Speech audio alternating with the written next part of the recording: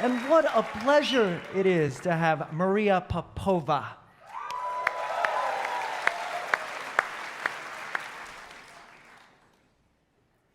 All of it.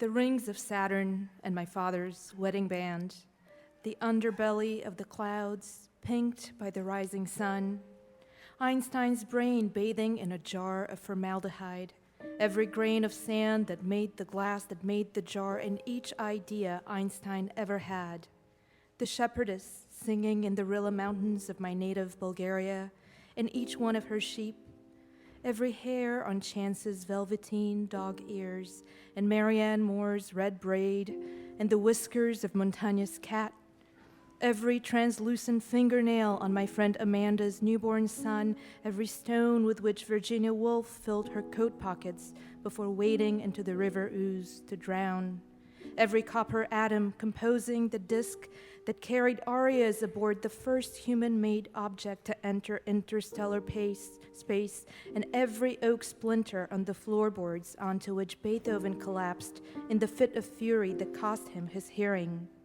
The wetness of every tear that has ever been wept over a grave, and the sheen of the beak of every raven that has ever watched the weepers. Every cell in Galileo's fleshy finger, and every molecule of gas and dust that made the moons of Jupiter to which it pointed. The dipper of freckles constellating the olive firmament of a certain forearm I love, and every axonal flutter of the tenderness with which I love her. All the facts and figments by which we are perpetually figuring and reconfiguring reality.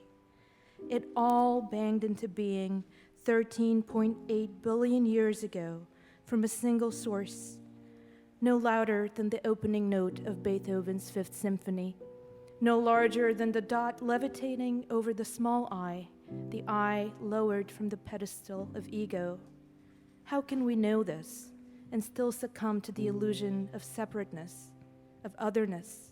This veneer must have been what the confluence of accidents and atoms, known as Dr. Martin Luther King Jr., saw through when he spoke of our inescapable network of mutuality. What Walt Whitman punctured when he wrote that every atom belonging to me is good belongs to you. We spend our lives trying to discern where we end and the rest of the world begins.